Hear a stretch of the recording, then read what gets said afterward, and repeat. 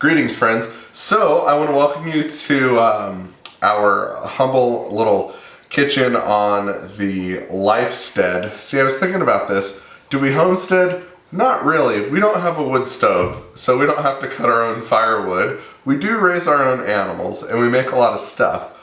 But I would be remiss to put myself in the category of a homesteader. So you know what? We lifestead. That's what we are. We're lifesteaders. So in our kitchen tonight, we are going to be doing something really super awesome. The opportunity's arisen for us to make mushroom ketchup. Yeah, you heard that, mushroom ketchup.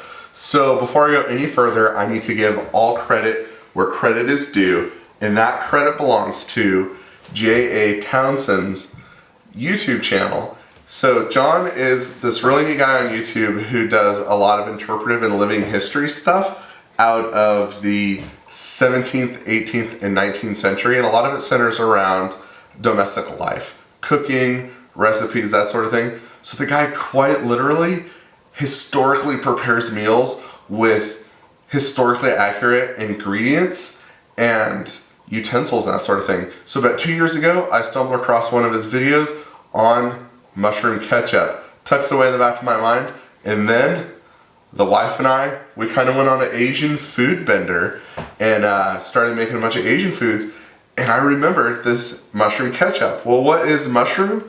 Mushroom is umami. It's that savory flavor that's not sweet, not sour, or any of the other flavors, and it's that umami, it's that savory flavor. So about a month ago, on a whim, I made, off of John's video, 18th century mushroom ketchup. And I have to tell you, this stuff, short of scotch in a bottle, rocked our culinary worlds. This stuff was awesome. Think of it, if you will, like a vegetarian soy sauce. So it's not made with soy and it's not fermented, but what it is a really nice umami sauce. For all the historical details about what ketchup is and isn't and when it came about, go to John's page. We will link it in the comment, or not the comment section, but the description, and go check his video out. It's amazing. And so what we're doing is we are 21st century lifesteaders making 18th century mushroom ketchup. So we look forward to doing this with you guys. Come along for the ride, as it were, and let's make some mushroom ketchup. I was reminded by the queso maker that this is, in fact, vegan. No animals were harmed in the production of the umami sauce. So we need, for the recipe, it's 2 pounds of fresh mushrooms. They need to be wiped clean and broken down or cut into small pieces. We need 2 tablespoons of kosher sea salt, 2 to 3 bay leaves. So in order to make the 18th century mushroom ketchup, or our 21st century vegan umami sauce, if you will, it's a 2-step process. The first step involves cutting up the mushrooms, soaking them overnight in their own juices that you pull out with the kosher salt and the bay leaf. Tomorrow, we will add a large onion, the zest of a lemon, 1 tablespoon of grated horseradish, a 1/4 teaspoon of ground cloves, a half a teaspoon ground allspice, a pinch of cayenne, and a 1/2 cup of cider vinegar. At that point, we'll let it cook on the stove for about 15 minutes, strain it out, and then it goes into the fridge. But for right now, we're going to focus on breaking down the mushrooms. So in John's video, that again we linked in the description, he used a single knife and a plank of wood, a rough hewn plank of wood. It's the 21st century. We have a Cuisinart. So what we need to do, we need to take our mushrooms, and you just quarter them. So, or cut them into 6 so they're not too big inside the food processor.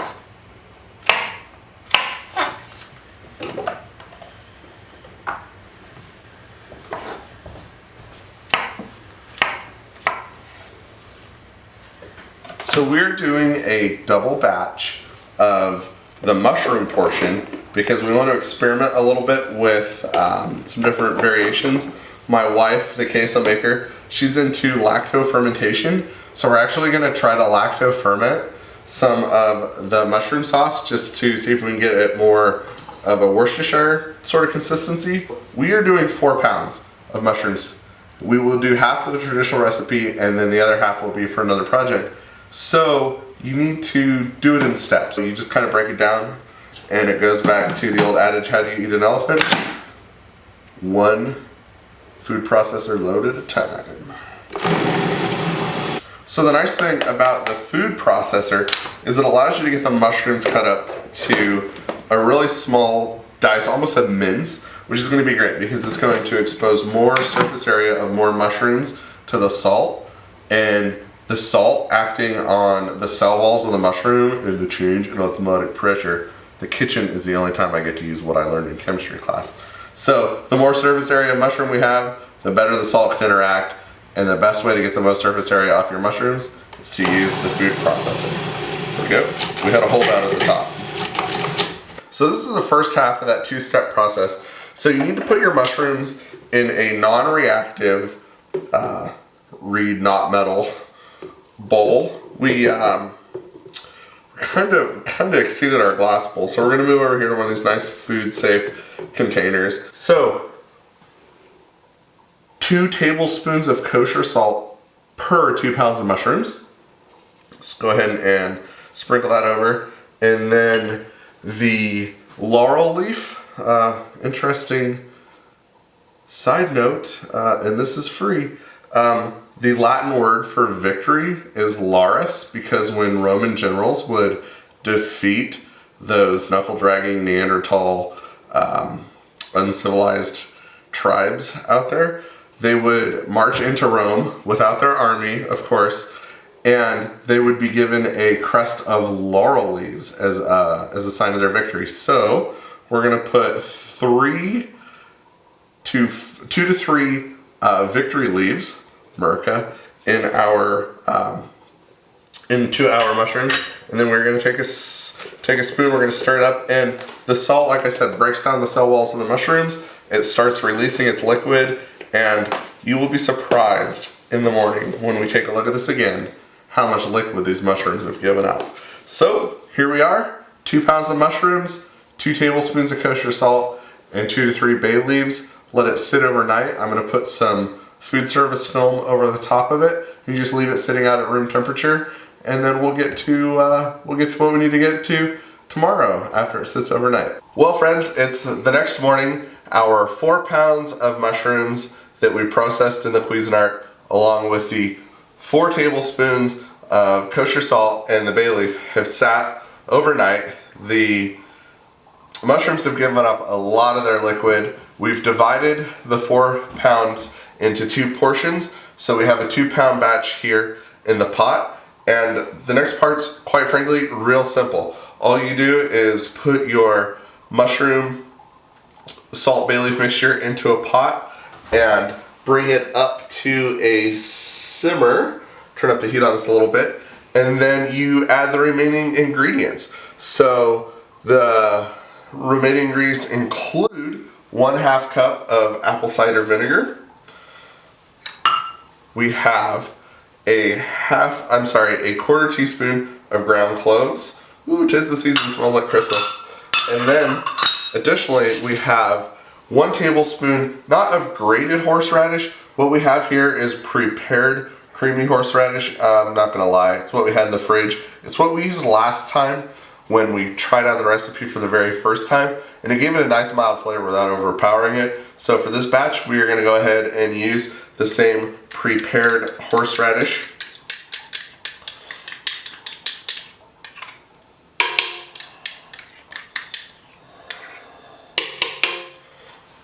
Additionally, we have whole allspice berries. So we need a 1/2 teaspoon total of the ground allspice. So I'm going to take the mortar and the pestle, and we're going to do this.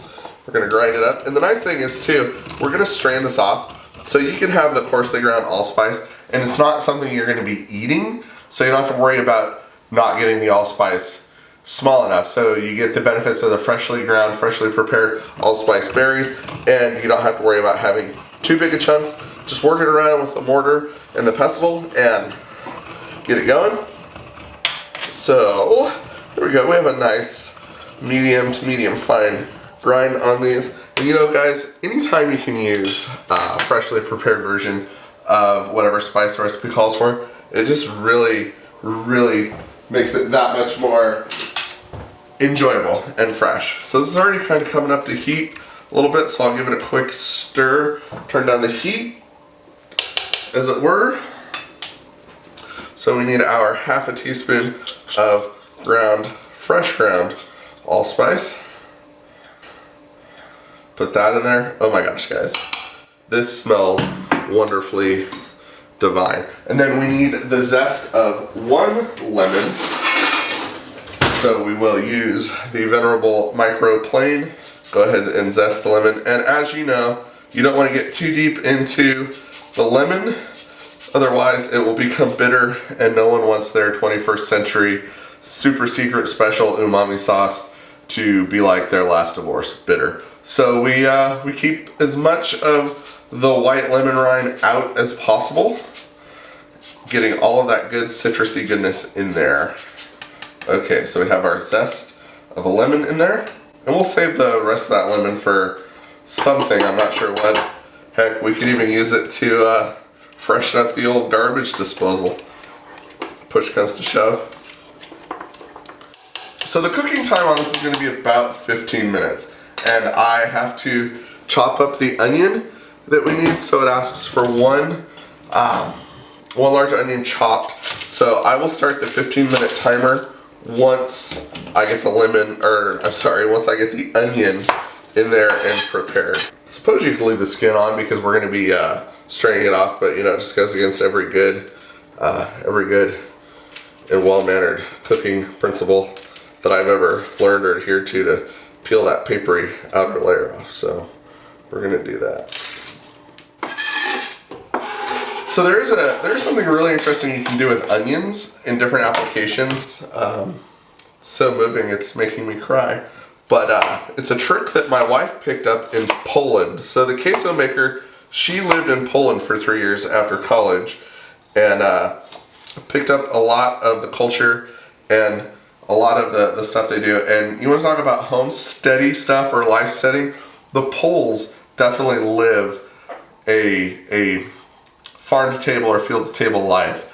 A lot of them still prepare their own home canning recipes, their own bread. I mean, gosh, Poland is the land of smoked and cured meats. But let's get back to the onions. So they do this thing in the preparation of some of their soups where they will take an onion with that papery outer leafy skin and they'll roast it on a gas burner. And what it does is somehow concentrates the onion flavor and gives it a wonderful taste. And you can use it in different recipes, be it stocks. That's mainly what we do it for turkey stock or lamb stock or beef stock, where you're gonna roast the onions off or stew them in the pot. You set it on the burner, much the same way you would do a sweated bell pepper in a plastic bag. Kind of the same principle. You just set it directly on the burner. You char that outer skin, and it gives a wonderful depth of flavor to the onions. And it's a little trick my wife picked up in Poland. So there we go. We have all of our onions in the pot, and we will start our 15-minute timer right now. And then once this comes off the heat, we'll strain it out, and then you have your 18th century mushroom ketchup or your 21st century super secret umami sauce. So yeah, a washed pot never boils. So we'll let this cook off for 15 minutes, and then we'll be back. So when it comes to straining out the mushroom ketchup, we are going to use something called butter muslin. So butter muslin it's not your grandma's cheesecloth that you get at the hardware store or the grocery store. This stuff is awesome. The queso maker, she buys it for, of all things, cheese making.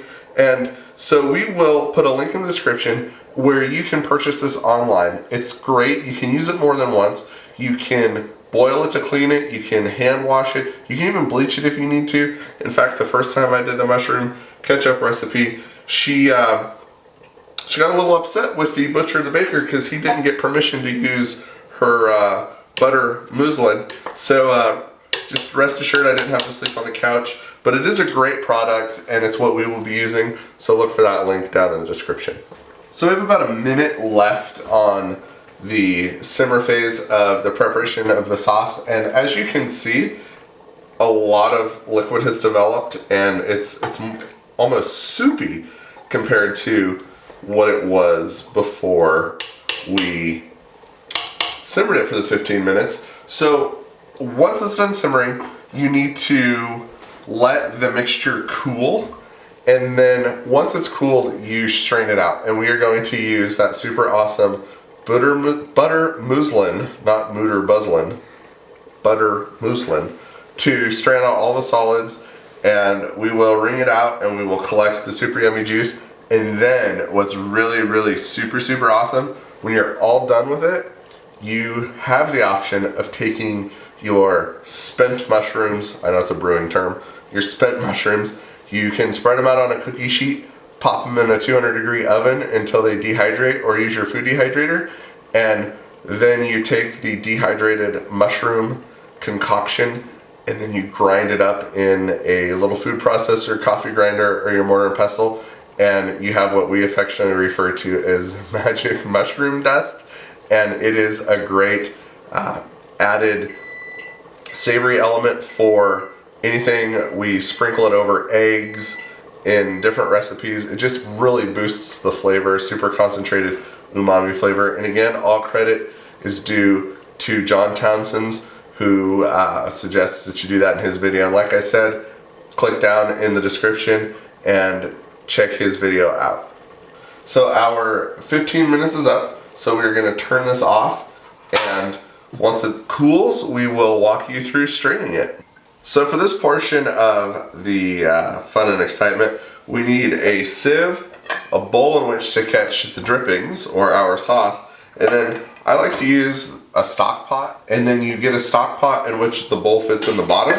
That way you're collecting your drippings in a smaller container, but the stock pot gives you enough height for the sieve to sit in order to drain your mushroom sauce off. So we are going to take the butter muslin, and it's just doubled over once, so it's, I guess, would be a double layer, and then we are going to ladle the cooled mushroom ketchup into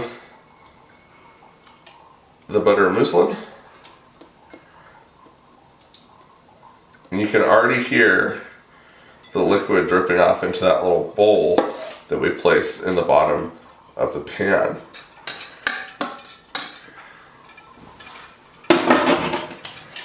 Take a scraper, get every last bit of this out. You worked hard to get this far, no sense wasting any.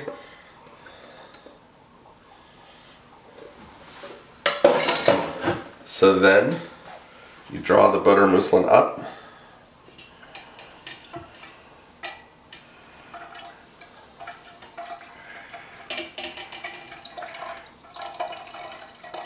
Twist and begin wringing out the mushroom ketchup, or 21st century super secret vegan umami sauce of wonder. I feel like that name just keeps growing and growing.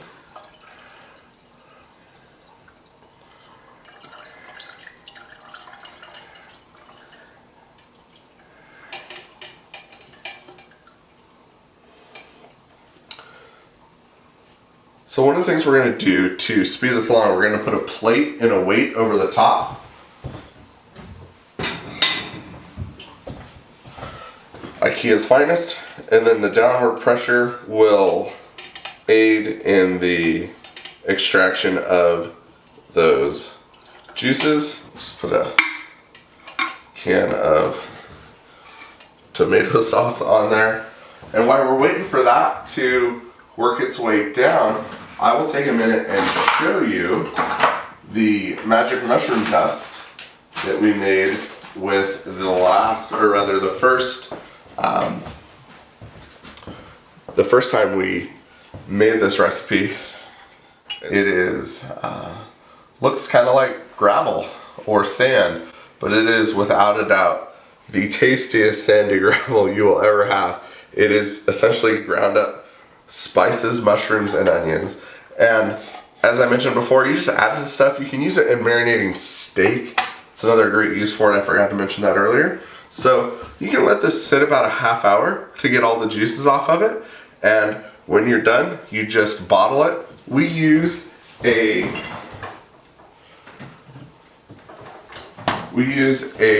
IKEA reusable corked bottle. This is what is left of our first ever batch of mushroom sauce. So we were getting low, and it's part of the reason why we wanted to do this video for you guys, because we needed more for our pantry.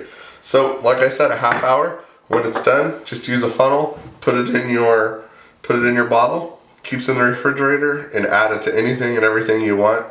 It will quite literally change your culinary world. So I want to just thank you guys for joining us today, and don't forget to like, comment, and subscribe. And remember, there are links to the butter muslin and the John Townsend's original 18th century mushroom ketchup video in the description. Again, we appreciate your time, and I thank you for joining us today.